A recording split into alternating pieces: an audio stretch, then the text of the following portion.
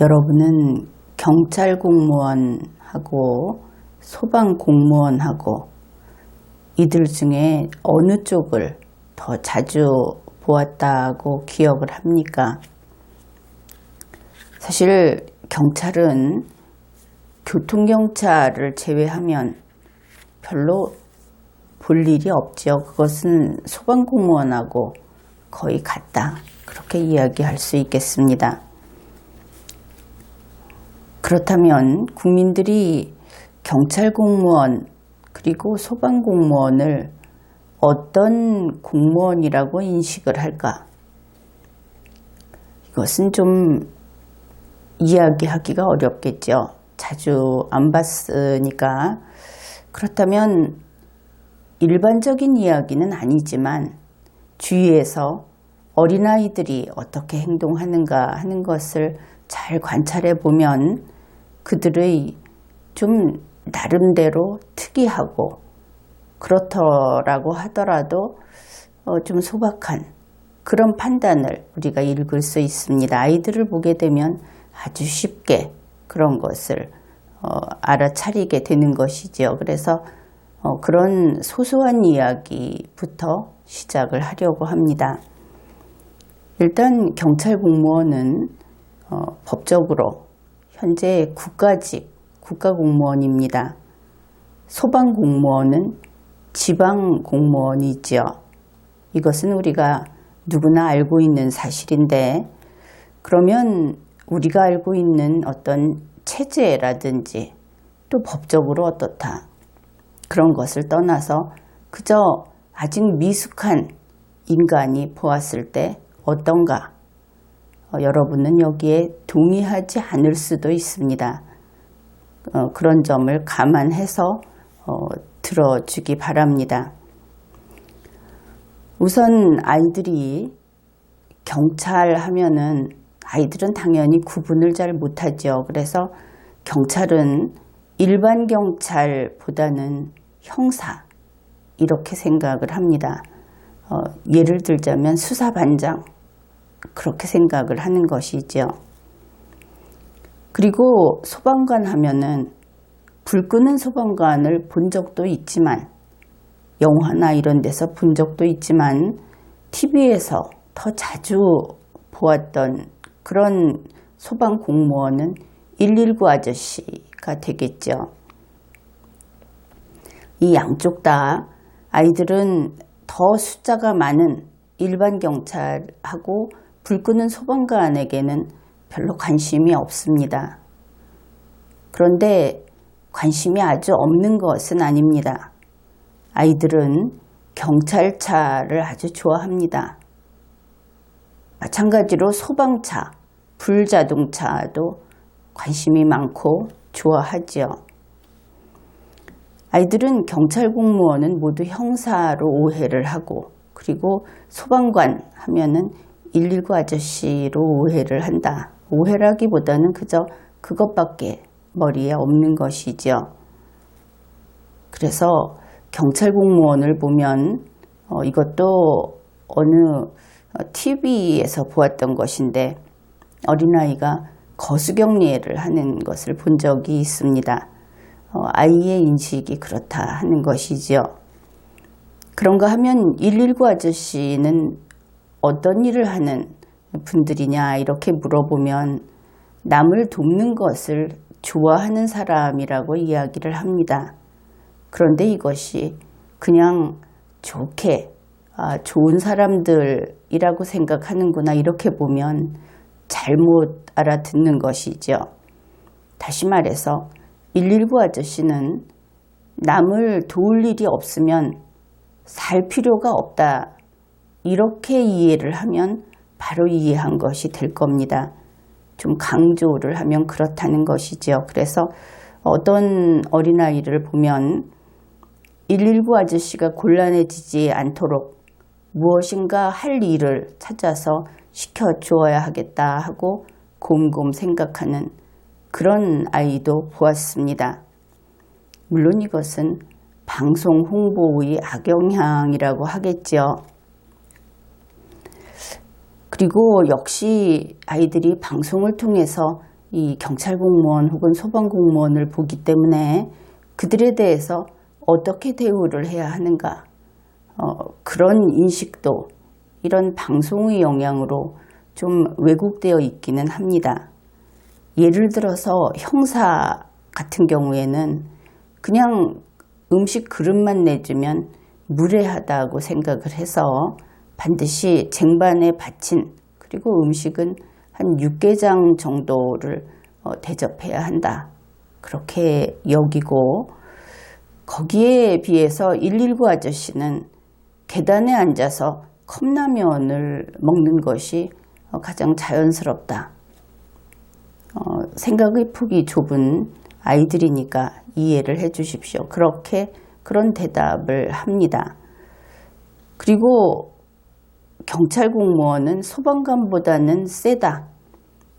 그 대신에 소방관보다는 덜 친근하게 여긴다. 이런 것도 알 수 있고, 소방공무원은 경찰관보다는 일을 더 잘한다. 그러니까 나무에 올라간 고양이도 꺼내주고, 또 잠긴 어떤 문이 잠겨서 잘 열리지 않을 때도 열어주고, 그래서 일을 잘한다, 그렇게 보고, 또 경찰 공무원보다는 더 친근하게 여기는 것을 알 수 있습니다.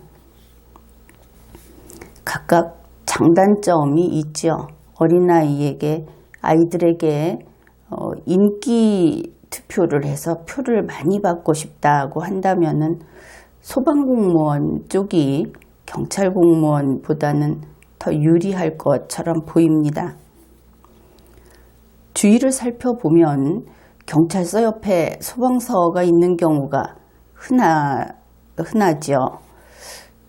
이것은 이제 이 법적인 지위, 그 신분 이야기를 하려고 하는 것이기 때문에 경찰 공무원 여러분은 좀 시간을 내서 소방서에 한번 가서 보십시오. 분위기가 사뭇 다를 텐데 그것도 좋겠다, 그런 생각을 해봅니다. 문재인 청와대 대통령은 현재 이 두 종류의 공무원에 대해서 상당히 정반대의 입장을 보이고 있습니다. 소방공무원은 현재 지방직인데 국가직으로 바꾸겠다고 했죠. 그런데 경찰공무원은 국가직인데 지방직으로 바꾸겠다고 합니다. 그런데 변명을, 사람이 여기에 대해서 해명을 할 때는 좀 일관성이 있어야 하지 않겠습니까? 그런데 그냥 눈 딱 감고 내가 하는 것이 옳다, 이런 식의 해명을 합니다. 소방공무원을 국가직으로 바꾸려고 하는 것은 분명히 자치분권에 역행하는 것이죠. 그런데 그것은 그대로 관철하겠다, 이러면서 경찰 공무원을 국가직에서 지방직으로 바꾸는 이유는 지방 분권을 위해서라고 합니다.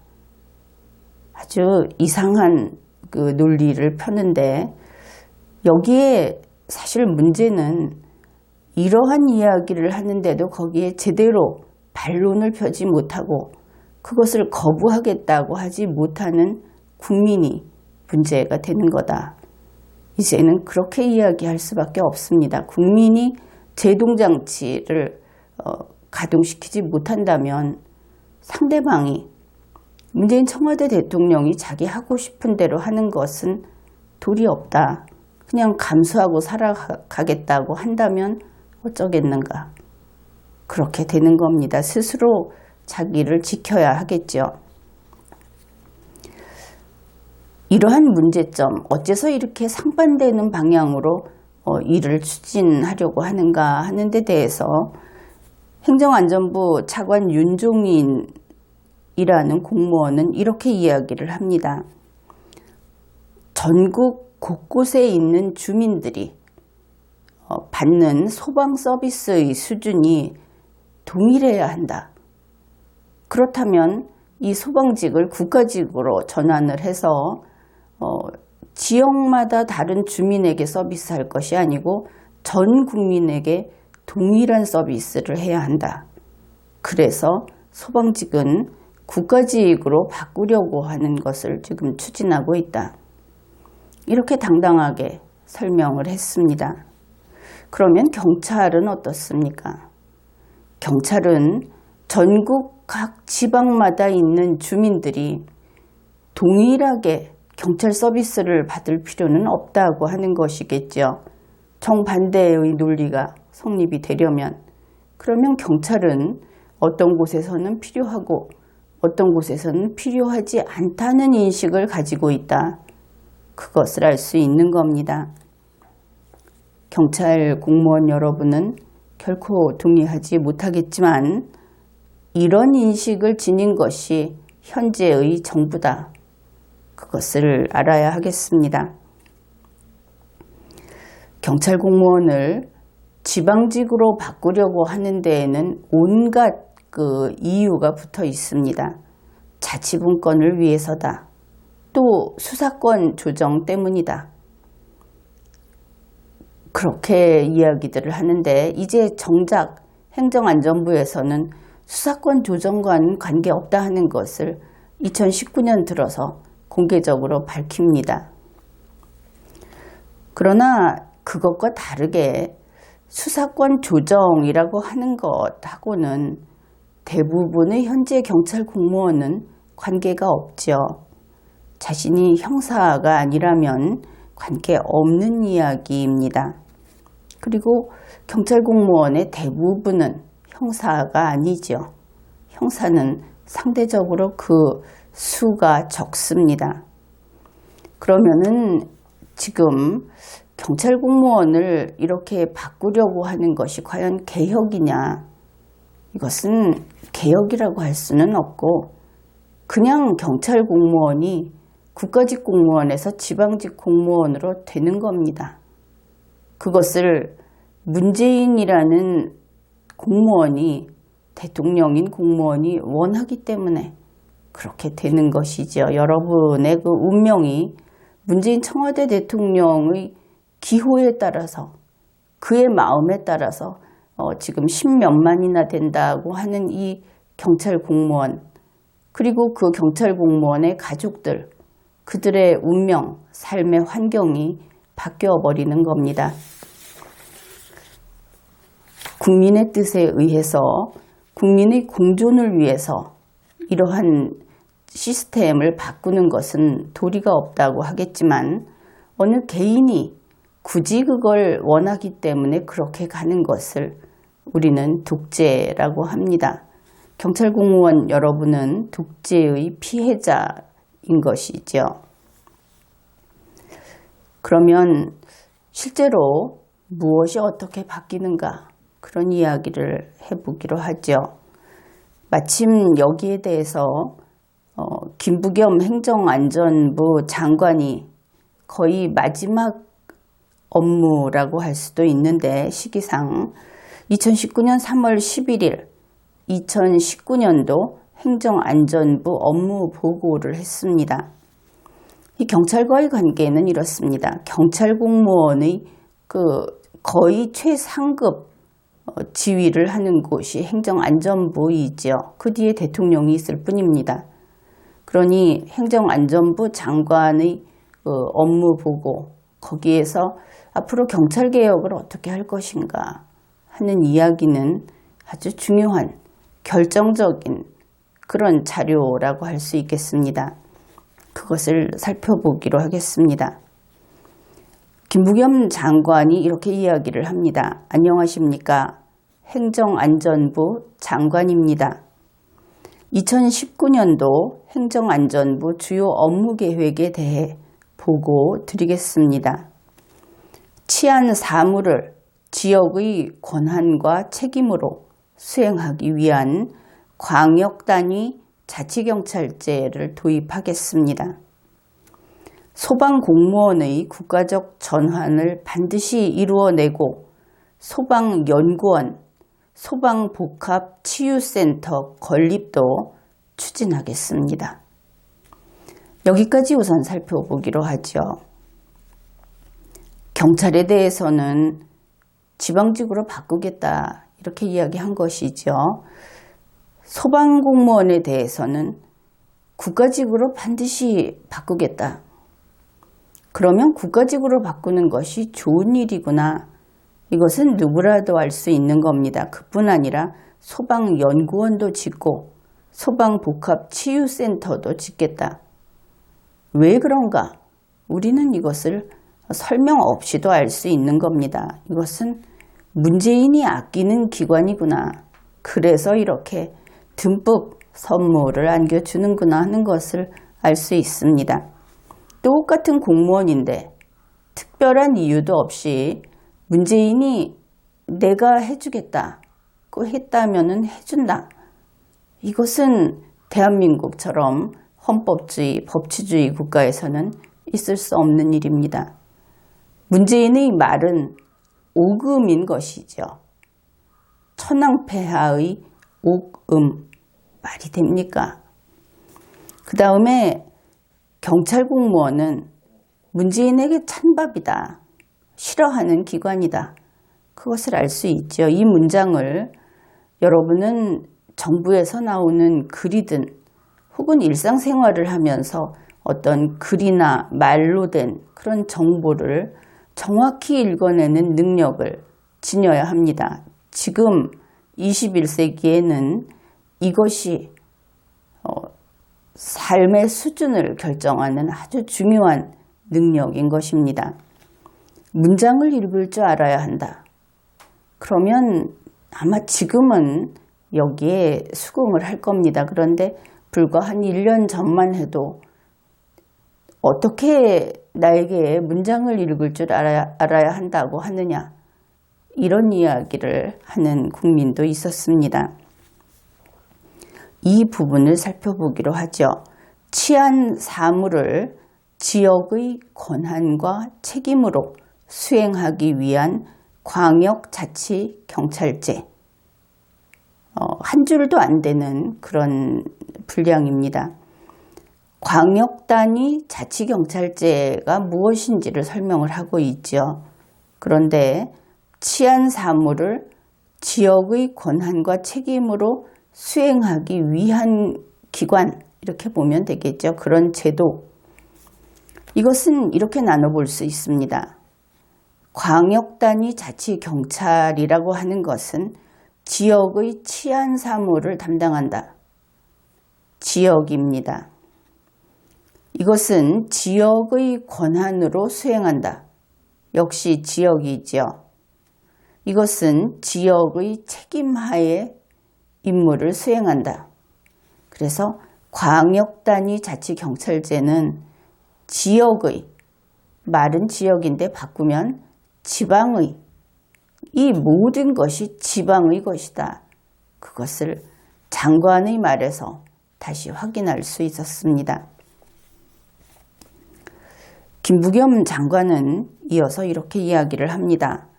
앞으로 의경제도가 대체됐을 때 일반 경찰이 약 14만 가까이 된다. 의경제도가 대체된다 하는 것도 알 수 있는 것이고, 결국 이 일반 경찰이라고 하는 경찰의 총수가 약 14만에 가깝게 된다.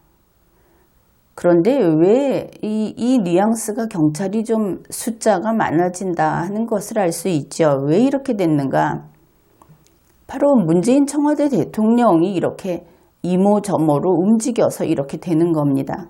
그런데 문재인 스스로 늘려놓고 숫자가 많게 해놓고 너무 많으니까 잘라내라, 이렇게 이야기를 하고 있는 것이죠. 전후 사정을 보면 이렇게까지 경찰이 휘둘리고 있어도 되는가, 그렇게 보일 정도입니다. 김부겸 장관은 이렇게 이야기를 합니다. 잘 들어보십시오. 획일적으로 국가경찰로 집행하게 되니까 치안 서비스도 지역에 따라서 여러 가지 차별이 생긴다. 그러면 지역 사정을 제일 잘 아는 지역 단위, 광역 단위 자치경찰이 맡는 게 옳지 않겠는가, 이렇게 이야기를 합니다. 앞에서 소개했던 차관이 이야기했던 그 소방공무원과 비교하면서 했던 이야기하고 완전히 뒤집어서 이야기를 하면서 또다시 이것을 가지고 말장난을 하고 있다. 그것을 알 수 있습니다. 이 두 문장은 여러분이 분석을 해 보십시오. 힌트를 주자면 이 두 개의 문장은 이미 3중 4중으로 꼬여 있는 문장이다 하는 것이고, 이것을 좀 심하게 표현을 하자면 좌파 정부의 사기수법의 진수를 보여주는 그런 문장이다. 이렇게 말을 해도 지나치지 않을 것 같습니다. 그런데 이거 나중에 따로 분석을 할까 하는 생각이 듭니다. 문재인 화법의 표본이기 때문이죠. 어떻든 이런 면에서 김부겸 행정안전부 장관은 문재인 화법의 DNA를 물려받은 그런 사람이다 하는 것은 우리가 확인할 수 있었습니다. 또 행정안전부 차관은 또 이런 이야기를 합니다. 자치경찰에 대해서 현재 그 경찰 공무원들 사이에서 불만도 많고 그렇죠. 그러니까 당장 되는 것은 아니다 하는, 또 말로 사람을 속이는 그런 방법으로 이야기를 하고 있습니다. 이때 특히 이러한 말이나 문장을 아주 잘 이해해야 하는 겁니다. 조삼모사라고 하는 것이 현재 문재인 청와대 정부에서는 횡행하고 있습니다. 조삼모사 해서 모사가 없으니까 문제가 되는 것이죠. 행안부의 윤종인 차관의 이야기입니다. 자치경찰제라고 하는 것은 신분이 국가경찰공무원에서 지방공무원으로 변경되는 것이다.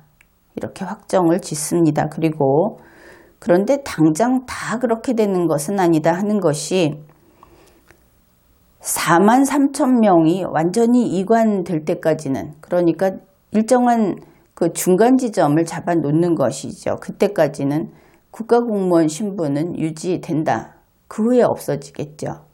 그 다음에 시범 실시 기간인 2022년까지는 국가공무원 신분을 유지하게 된다. 그러나 소속은 지방자치단체다. 관계가 좀 복잡한데 잘 파악을 해야 합니다. 정리를 해보게 되면은 이제 경찰 공무원은 정확한 표현은 아니지만 형사를 제외하고 나머지 전부 지방공무원 신분으로 간다. 물론 현재 이야기는 지방에도 국가공무원인 경찰을 좀 둔다고 하죠. 그런데 자신이 국가공무원에서 자치경찰로 넘어가게 된 사람은 무조건 지방공무원이다. 더 이상 국가공무원이라는 신분이 뭐 몇 달 이렇게 좀 연장된다고 해서 그것은 이미 자기 것이 아니다. 이것을 알아야 하는 것이죠. 그래서 지방공무원 신분이면서 지방자치단체 소속이다. 이것이 확정적인 사실입니다. 다만 지방공무원 신분으로 바뀌는 그 날, 마지막 날, 그것을 잠시 뒤로 미뤘다. 그런 것에 불과한 이야기입니다.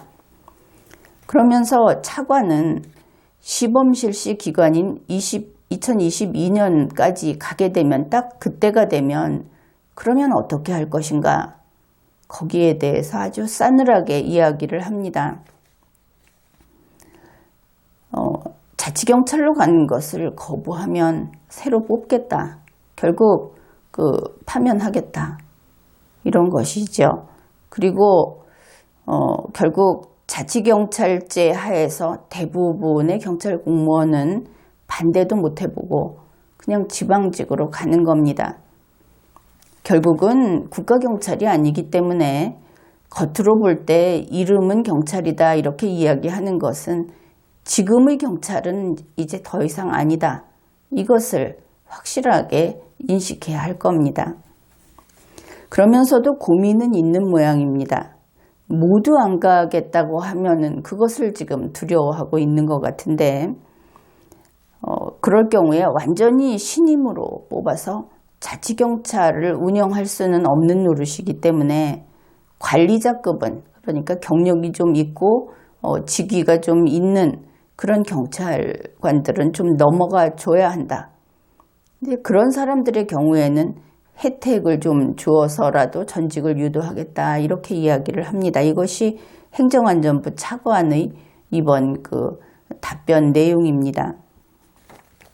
따라서 관리자급 중 일부는 소위 그 흥정이 좀 가능하다. 뭐 주면은 지방직 가겠다. 결국은 남지 못하고 가기는 가야 하는데 조금 혜택 받고 갈 수 있다. 그런데 그런 사람들을 제외한 나머지 대부분은 말 안 들으면 버리겠다. 해고하겠다. 공무원의 경우에는 파면하겠다. 이런 입장인 것을 알 수 있습니다. 그러니까 이 자치경찰제라고 하는 것 자체를 아예 없던 것으로 하지 않는 한 현재 경찰 공무원의 운명은 그렇게 바뀌게 되어 있다. 그것을 알 수 있죠.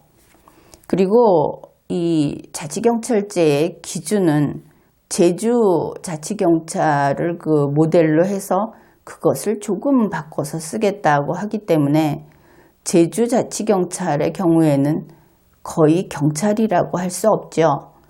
그것도 좀 참고를 해서 어떻게 해야 할 것인지, 경찰청에서는 자기들은 괜찮으니까 신분이 높고 또 형사로 남게 되거나 하고, 이런 경우는 자기들은 계속 국가직에 있게 되니까 나머지 다른 사람들에 대해서 정부의 뜻에 맞춰서 협력을 하는 것인지 모르겠는데, 이것은 경찰 공무원 전체의 그 앞날이 달라지는 중요한 일입니다. 그러니 지금부터라도 적극적으로 여기에 대해서 의사표시를 하고 또 논의를 하고 정부와 협상을 하고 이런 과정이 필요할 것이다. 그리고 현재 정부는 전원 안 간다 하면은 그들의 그 이번 계획을 변경할 수밖에 없습니다. 그런데 누군가는 이익을 탐해서 자기에게 조금 주는 걸 받고 타협하면 전부가 이렇게 지방직이 될 수밖에 없겠죠. 지금까지 리걸마인드 연구소였습니다.